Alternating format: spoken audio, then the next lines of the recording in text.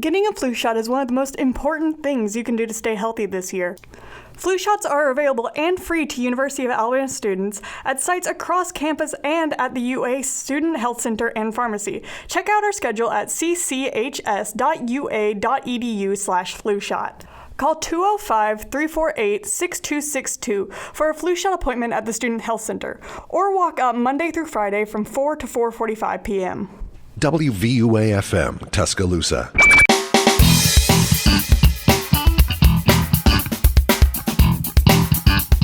Happy Sunday, y'all. You are listening to Fit2BTide with Sheena and Whitney on 90.7 The Capstone, and it's Sunday. It is Sunday, and it's the Sunday before Valentine's Day? No, Valentine's Day is Tuesday. But no, we're the week of Valentine's Day. So it's technically the Sunday before Valentine's Day. Yeah. So crazy. It is crazy. Are you a Valentine's Day person?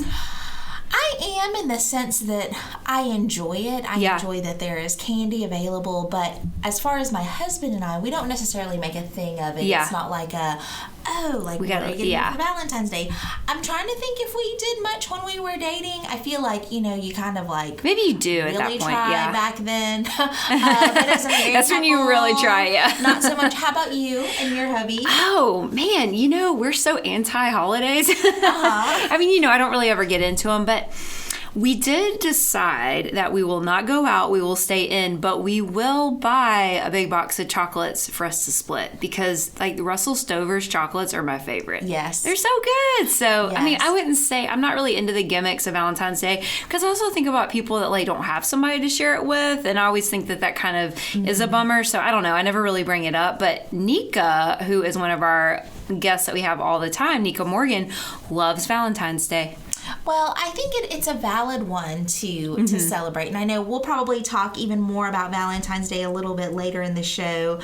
But one of the things that I was noticing as I was looking up the history of Valentine's Day and all the things, there was a section that was talking about which countries Valentine's Day is the most popular in. And of course, the U.S. as well as Britain and Canada. But because I am Filipino, this really stuck out to me. But I saw, it says, in the Philippines, it is the most common wedding anniversary, and mass weddings of hundreds of couples are not uncommon on that Really? day. Yeah, so I just did not realize that. That's kind of cute, actually. Like, I thought it was very interesting. Yeah, just like that maybe a lot of Filipino people want to get married on Valentine's Day. I mean, it's kind of cute. And then you can celebrate your wedding anniversary and Valentine's Day at the same time. Wow. Yeah. Huh. I do have to, in true Sheena form, I have to go down a rabbit hole for just a second. I love a good rabbit hole. On my way to the studio, I get a text from a friend of mine who's actually a fellow dietitian, and her name is Cindy Huggins. She's actually been a guest on our show before, and she texted me and she said, "Stop with that RBF face. I just saw you on the corner as I was driving down the street." And hopefully most listeners know RBF is just an acronym for, it's insinuating that someone has a resting face that just does not look very pleasant. Yeah. And so that's the first time anyone has ever called me out on that. Oh my gosh, how do you feel about this? Is it bothering you? Kinda. But it's also, I kind of knew this about me. I think it's just... But I only let it happen when I don't think anybody sees me. And you got busted. Yeah, apparently waiting at the pedestrian crosswalk as she drove by, she saw it. And she was like, "Oh my gosh, is that really Sheena? That person looks so angry." Maybe she meant it as a funny thing, but also I never really think about that type of face, like having the resting bee face. But like, how are you supposed to not have it when you're concentrating or thinking about something? Like, are you supposed to be into yourself so much that you have to like constantly smile? Like, that gets old. Yeah, like you look like Bob from the Enzyte commercial where it's like I mean, that's kind of funny. I wondered, man, so he got you down, huh, Sheena? Yes, but I think so. I was jaywalking at the time that she probably saw me, so I think I was so concentrated on not getting hit by a car. Well, that's or legit. Seeing law enforcement. I had my concentration. I mean, would you get a ticket for jaywalking in Tuscaloosa? I mean, maybe New York, but have you ever gotten in trouble for that? I've not seen it. I've known other students that have gotten a ticket on their bike, on their bicycle, when they have not followed the rules. So apparently UAPD is hardcore about that, because I did have a client that was late for her appointment at the Student Health Center with me one time because she was receiving a ticket from UAPD. I guess that's a good thing. You do need to be aware, but wow. Yes.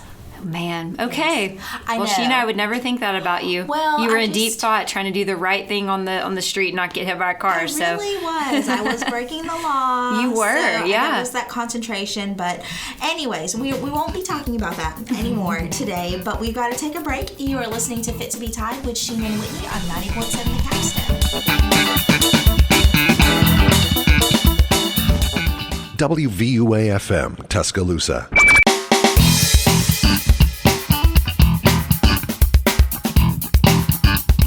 Welcome back. You're listening to Fit to Be Tied with Sheena and Whitney, and we were discussing over the break Sheena's resting bee face. I'm just kidding. She does not have that. For those of you, if you ever see her with that, or myself, when we're deep in thought, sometimes our faces want to relax, and that's okay. Yeah, absolutely. I think everybody has the potential for a resting bee face. Yes, of course. I have a couple of very sweet students, and I don't think they ever frown, so I don't know. They're probably exempt. They haven't experienced life yet. Yeah. And so maybe. But anyway, yeah, so we're going to make up for a little lost time. We've had a couple of reruns at the start of this semester, but this is Heart Health Awareness Month.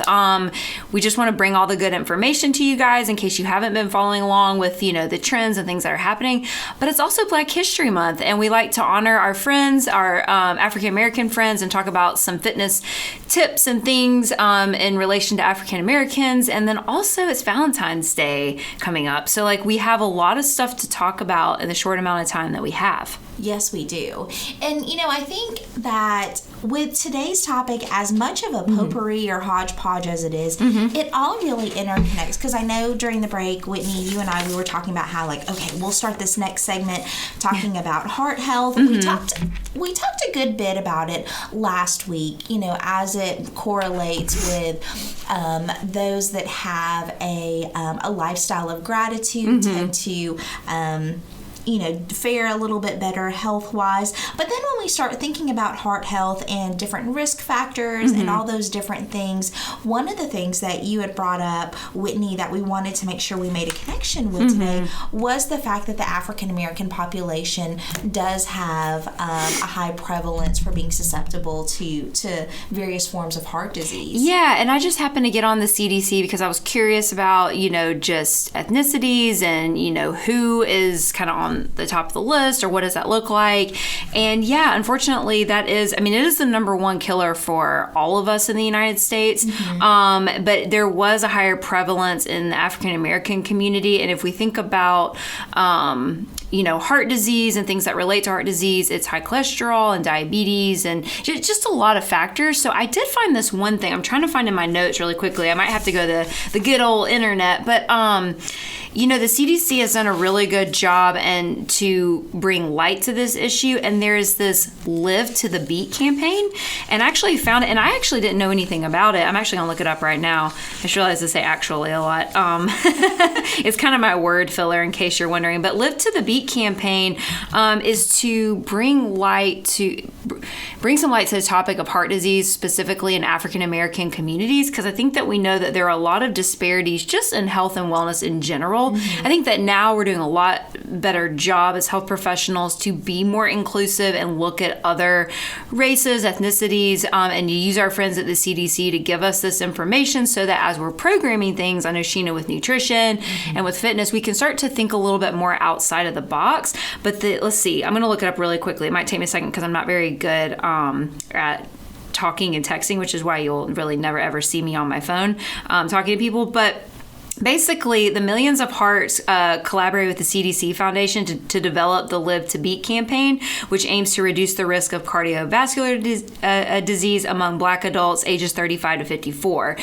So it encourages taking small steps to reduce the risk of hypertension, high cholesterol, and high blood sugar. So I thought this was really cool because they have some user-friendly resources, some videos, just some PSA announcements, just so that you're kind of not alone, because I know that sometimes sometimes if we are at risk at something, it's nice to know that, you can have these resources to go to and to, see people like you and the same in a community of people striving for the same thing. So I thought that was kind of cool. I had actually never heard of it before. I felt kind of bad. But as I do my research for anything, it always like opens up the rabbit hole, Sheena, if you will, of finding out more about, risk and populations. And I will say this was kind of interesting. Yes, diabetes, being overweight, and diet and inactivity plays a role with that. But also, cancer was second for our African American community, and then breast cancer for women was the third. And so I was like, man, I mean, it's interesting to look at for everybody. But I think just from those numbers of what the CDC has reported, it is an issue in that community. I think it's worth, making those healthy steps and starting the Live to the Beat campaign, which was pretty cool. So yeah, and I love that. And I think Whitney, you just acknowledged this a little bit earlier, but when we think about the African American population being more susceptible to some of these chronic disease conditions, it's very multifaceted, because I think that we might want to make an assumption that it's diet quality, and there is that component, but then it's also access to health care and early prevention, things of that nature. One thing that I have noticed, at least in my profession of dietetics, so first I will say that the profession of dietetics, there's only probably 2.6% of dietitians, at least in the U.S., that are of African American descent, which is really important to recognize, just because dietitians have just predominantly been white females over time. Men are a minority.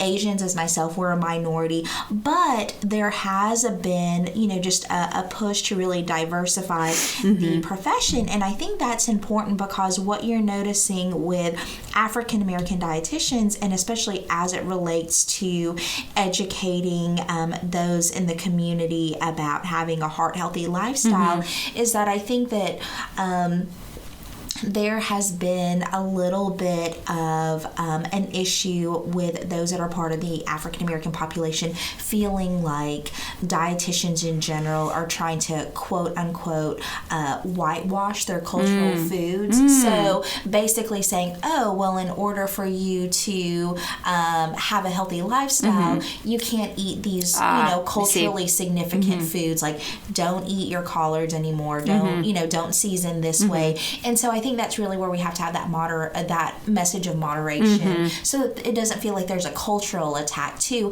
And I thought that was really interesting. Yeah, that is cool. And also, I was just thinking a funny story. I'll tell you about my mother-in-law here in a second. But I was just thinking, it's interesting that you say that, because yes, it is culturally, but it's also generational. Because I know even just for myself, how my grandmother cooks, being 86 years old, is very different than like even how my mom cooks, and like her thoughts about what goes into food. And it's very different, because I'm a vegetarian and I'm like basically the black sheep of the family, that I can't believe I don't eat meat and how I'm still alive.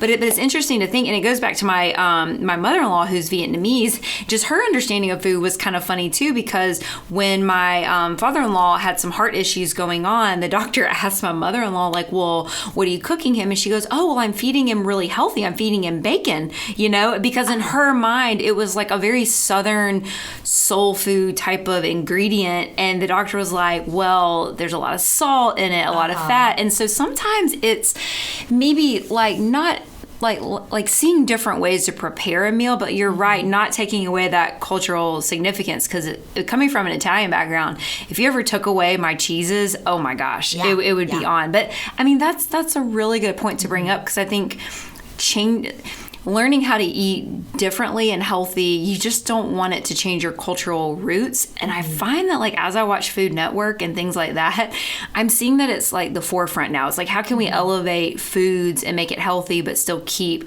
a traditional value to it? Yeah, because I think foods and recipes, they're storytelling. Oh yeah, there's a lot of family history that's there. There's a lot of community that's there. And I know in just a little bit we'll be taking a break and we'll have a continuation of this conversation. But even just going back to really having more diversity within different health professions. One thing that is so beneficial to that is that then you have patients who maybe feel more comfortable with a healthcare practitioner that looks like them or maybe has a similar lived-in experience. And so there's an organization that I'll talk about again after the break called Fit2BTide Dietetics, and one of their main things was really wanting to help diversify the dietitian career so that many of these patients that we see that are minorities of color, they're going to get to have the opportunity to interact with practitioners that look like them, maybe have the same experience, and then maybe feel a little bit more comfortable sharing their story. So I just thought that was kind of interesting. I think it's great. I think we're ready for a break, so I'm ready to get into it. That sounds perfect. Okay, you guys, grab a drink of water, do what you got to do. You are listening to Fit2BTide with Sheena and Whitney on 90.7 The Capstone.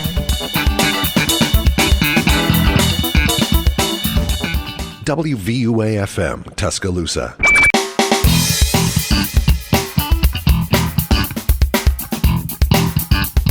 Welcome back. You're listening to Fit2BTide with Sheena and Whitney, and we are having some amazing conversations because we're talking about our hearts and gratitude, but also honoring Black History Month and later Valentine's Day. Just kind of a lot to jam pack in. But hopefully you guys had your sip of water, as Sheena directed you to before the break. Yes, and I think so let me just say as an aside, one of the reasons I tell y'all to drink your water a lot during the break, but I have been trying to challenge myself to drink a little bit more water recently. Nice. And Whitney, I know that you are not on social media right now, but one of the things that has been very trendy have been these Stanley cups. Oh, I have seen them at the rec center. So yes, so I don't have one of those, and I'm not gonna spend the money on that. Right. You know, as much as I would love to have a cup with a handle, and it can be very easy for me to convince myself to buy something I really don't need. Yeah. But I was at my parents' house this past weekend,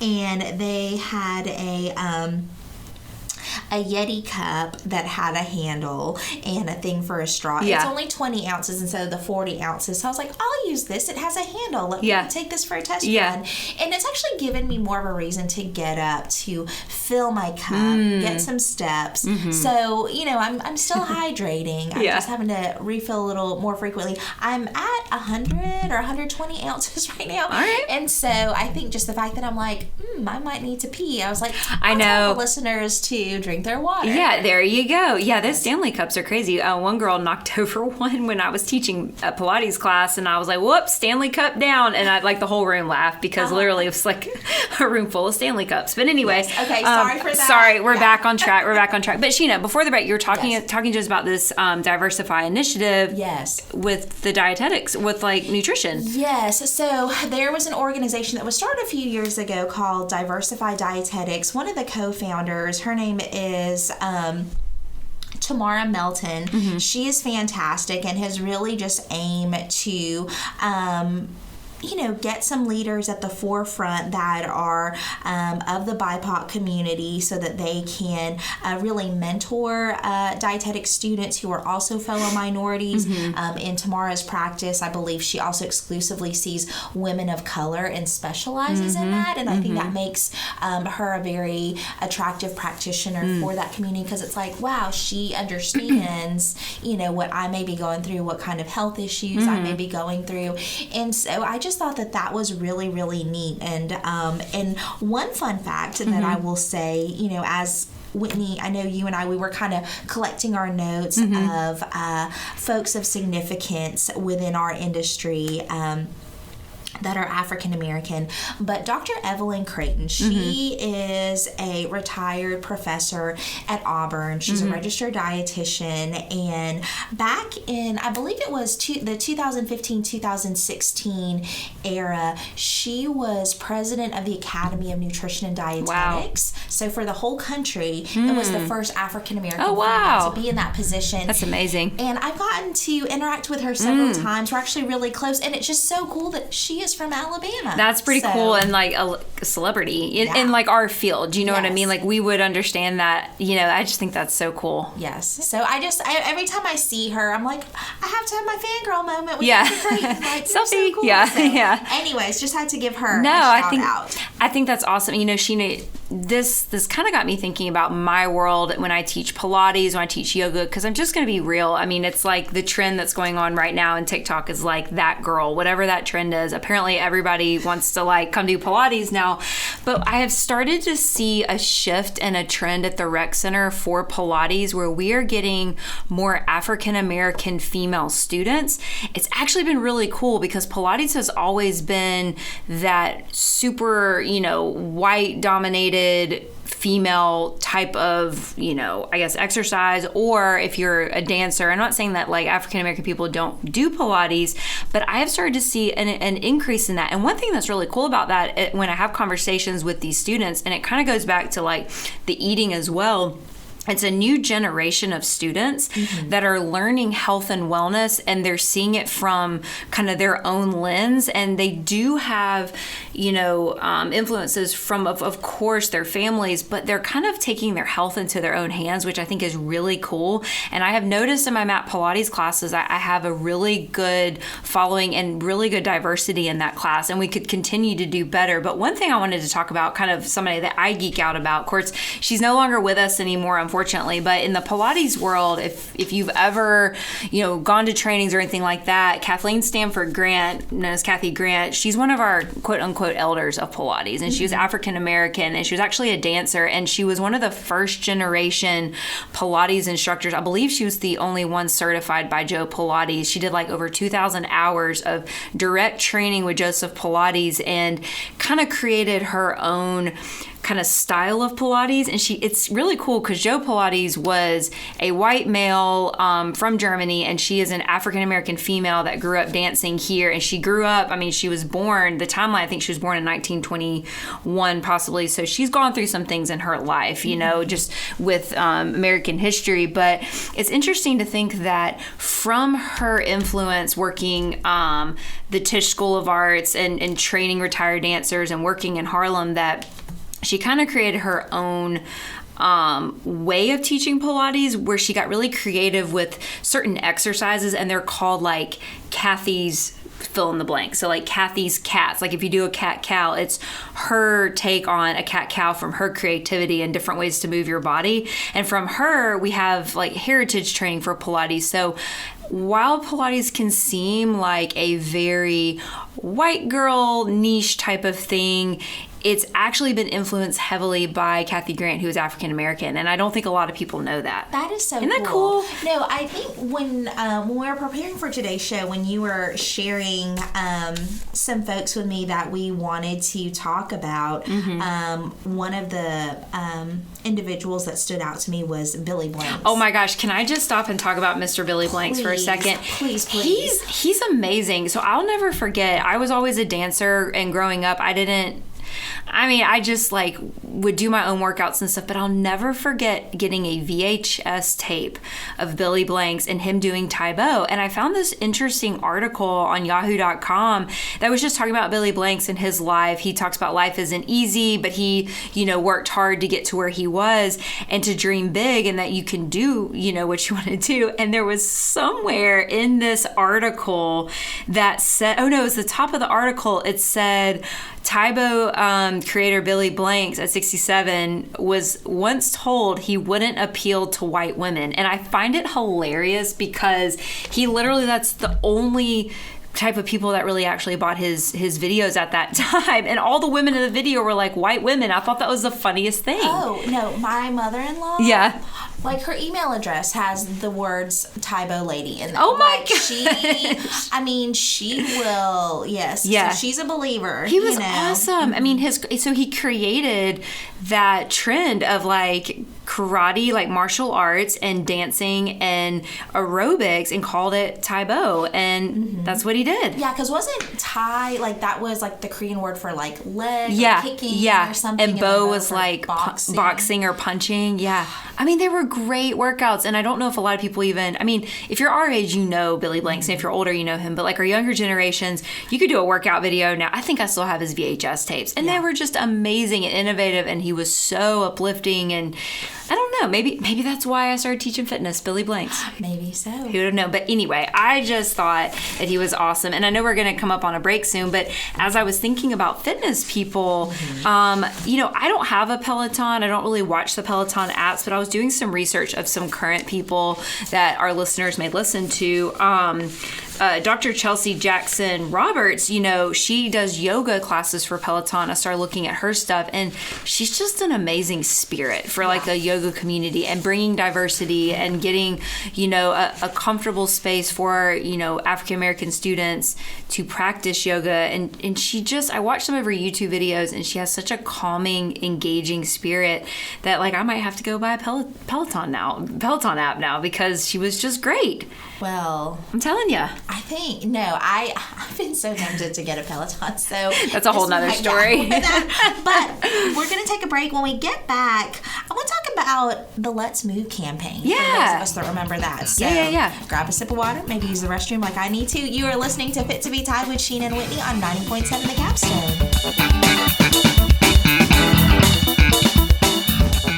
WVUA-FM, Tuscaloosa.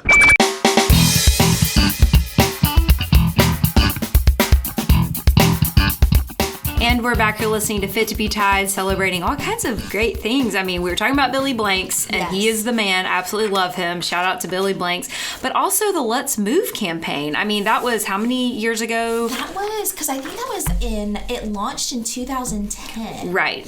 Oh my Lanta, how's that 13 years ago? I don't know. Time flies. So for listeners who may not be aware, but hopefully you guys are familiar with this. So the Let's Move campaign was started by First Lady Michelle Obama, and really I think the genesis for this was concern about the rise in obesity numbers in the childhood population. So a lot of this was twofold in terms of really putting some campaigns out there that influenced healthier eating, more accessibility to that, and then also getting families to be more active overall. Yeah. So I think that hits, both of our bread and butter items, which I really love.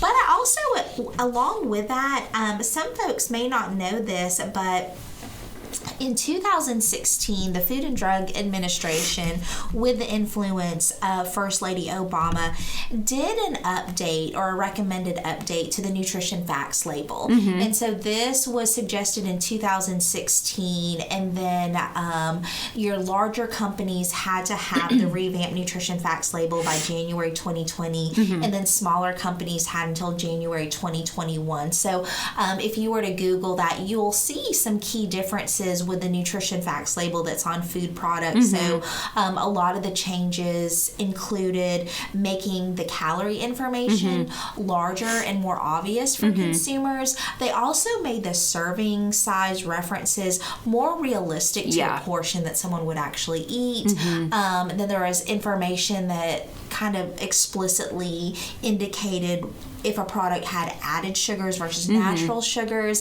So there was a lot of positive influence that was there that I think really just to help the American consumer make better choices. I love those changes. I specifically love the sugar because I feel like people like knowing what's in there, but knowing what the addition is that they're putting in was eye-opening. And it just, I don't know, if you're having to look at those things, I felt that it made it so much easier to glance at it. And if you have an idea of your ballpark or knowing I don't know, your calories for the day, if you're having to look into that, whether you're trying to gain weight or lose weight, it doesn't matter. It made it so much easier. I don't know why we've never done that before. Yes. Why it was so calculated. I don't know. And it's so funny because if you were to look at the older nutrition facts label, if you go to the section that has where it lists carbohydrates, under it would put sugars and it would put the amount of grams, but no one would ever know where those sugars came from. And so I would have clients that say, oh, I don't eat yogurt because it's so high in sugar. And I'm like, well, let's look at the list of ingredients. Ingredients are listed in descending order by weight. So if we're looking at that label and the first 2 or 3 ingredients say milk, frozen strawberries, and we don't see words like high fructose corn syrup or table sugar, whatever else, you can count on the fact that those sugars came from natural sources. So that was kind of my hack back in the day before that was explicitly there, because I had people unnecessarily potentially avoiding really good foods Right. like yogurt, or even if they were tracking their nutrition on MyFitnessPal, if they really enjoyed having fruit, they would go in the red, quote unquote, on their sugar. And it was kind of misleading because, like, here I am as a dietitian being like, no, fruit is great for you. It has all these wonderful vitamins and minerals and antioxidants. But then MyFitnessPal is telling them, well, you're going to go to hell. Yeah, right. Your sugars are in the red. I love that. I love that so much because I think it gave reading a label like you could take a breath. It wasn't, because some people do have to read labels. Some people,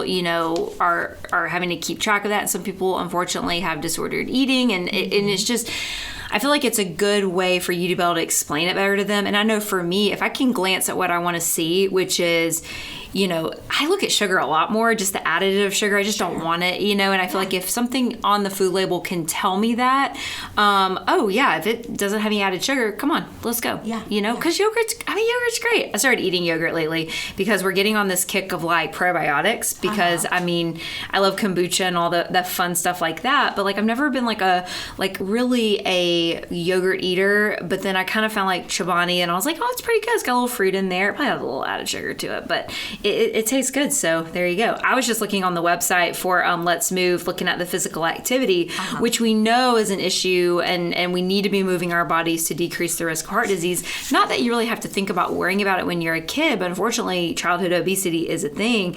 And it was talking about how an average of 7.5 hours a day are for entertainment. So like if you are watching TV, if you're on your cell phones and movies and stuff like that, I would assume it's probably even more than that. Yeah, and I feel like we were probably that last generation that spent a lot of time outside where, after school it's like, okay, let me go do something in the backyard. I'm grateful for the technology of video games and whatnot. Sure. But, yeah, kids just, they're not getting to enjoy the fun of having a tree house or building a fort outside or just going in their neighborhood and riding a bike. I feel like we have all of these awesome communities that are being built, but what kind of walkability do we have?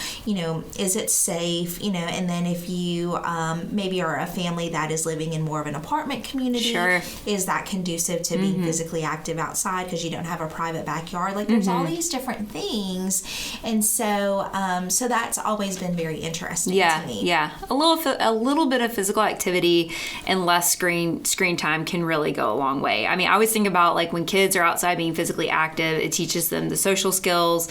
You're getting, some sunshine, but also like kids want to drink like, sugar drinks, like what do they call Capri Suns and stuff? But like I know when I was a kid, when I'd be playing outside and get hot and sweaty, the first thing I wanted was like water. Like just go drink water. Yeah, and go turn on the water hose. Yeah, go turn on the water hose. I was just thinking, I was like, okay, am I like totally outing myself as a redneck? Like, let me get the water hose. But it worked and it was good. So I think that a lot of these initiatives have been super helpful. And I just, I really am thankful for our leaders in our African American community in health and fitness. And that's just literally like the tip of the iceberg of people that we're naming that have contributed and had given us, things to look forward to, whether it's a class at the gym or going to meet your dietitian. You're not worried about, are they going to relate to me? So I think it's some pioneers here for sure. Definitely. And I think that, every time we celebrate Black History Month, it gives us even more of a reason to learn about, and I'm going to use the word influencers here. Yeah. And that's a good segue. I know during the break, Whitney, you and I, we were talking about how we were doing our research for today's show, and when we were searching for nutrition or physical activity professionals, the search automatically goes to the word influencers. Yeah, and I don't know, I like it and I don't like it. I like it in the sense that if you are influencing people in a positive way and you have the credentials, that's great. But if you're just a TikTok star telling people how to eat and prepare things, it makes me a little weary of the term influencer. So that's just kind of my little, like, as you're doing your Google searches for professionals, make sure that they have, the certifications and they have, and we say that all the time, but like influencer, it's good to be influenced positively by somebody, but they gotta have the credentials, I think. Yes. Yeah. Because if you're getting your fitness and nutrition advice from someone who has become an influencer because they were a contestant on like The Bachelor or Oh, some yeah, other yeah, reality right. show. And, you know, all of a sudden you see them giving out this info Yep. and, you know, they're using like hashtag sponsored or hashtag ad. And it's like, Yeah, reevaluate. I don't remember reading that they were a dietitian before Man, they went on The Bachelor. the like, world what we is live going on in. with that? It's crazy. I know. Well, if you're okay with it, Sure. let's take a break. And then we're going to end the show. I want to circle back to Valentine's Day Yes, for a of second. course. For Yes. some specific relevance. But grab a drink of water, use the restroom. You are listening to Fit2BTide with Sheena and Whitney on 90.7 The Capstone.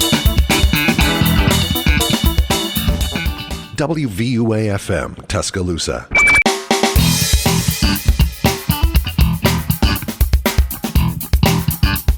Welcome back to Fit2BTide with Sheena and Whitney, and for listening to our show today. And man, we've packed it all in like we always do with like 5,000 topics, but just kidding, just 3. But yeah, Sheena, you wanted to talk a little bit about Valentine's Day since literally it's 2 days away. Yes. Okay. So I wanted to bring it back up. I know last week we talked about heart health and gratitude and how there can be a health benefit of being a gracious person. Yeah, a person sure. full of gratitude. Grateful person. Yeah, grateful. Yes. That's Yes. the word I want to use. So apparently having significant relationships in your life can also help with your heart health. And so I thought that was really interesting, and a lot of it is multifaceted. So for one, if you do have a relationship with a significant other, or I would even say just a good social support system, you know, you're going to have those go-to people when you're stressed out. You're going to be able to feel like there is trust and security there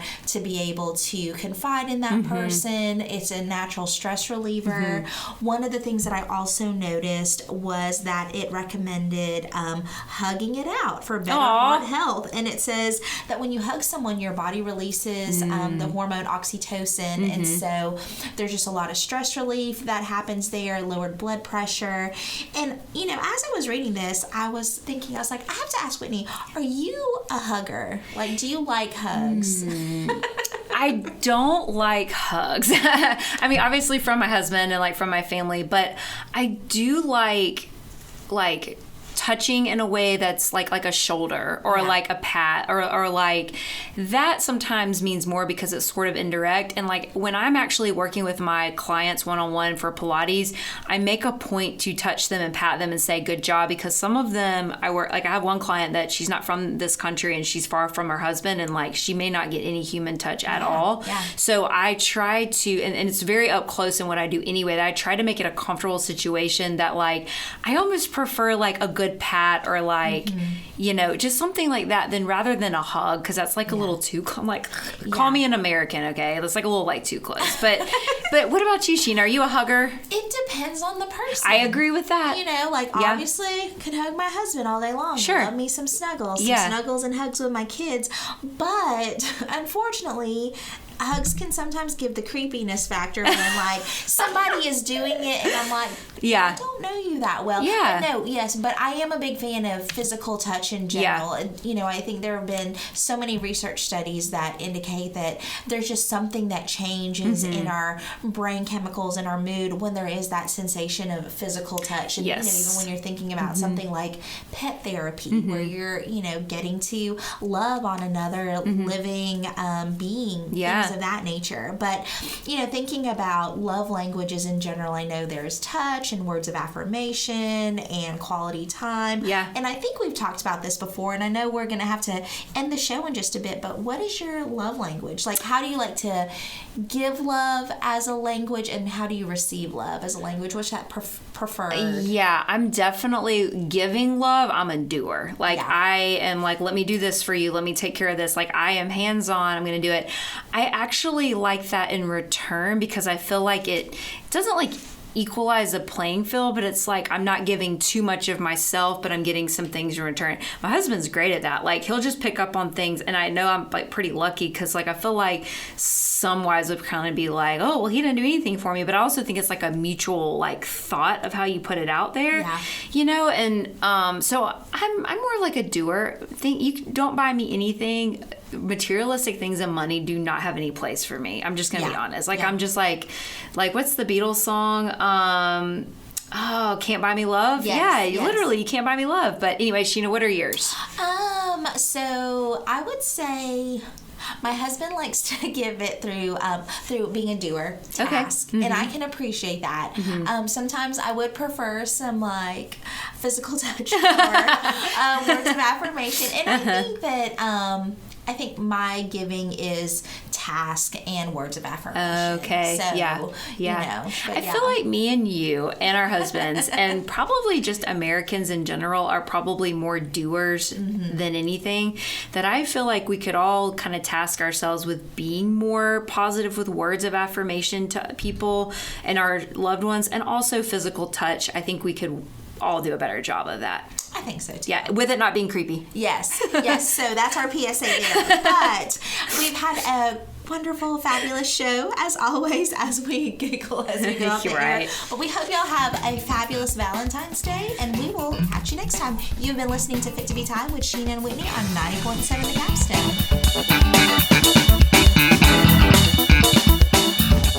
WVUA FM, Tuscaloosa.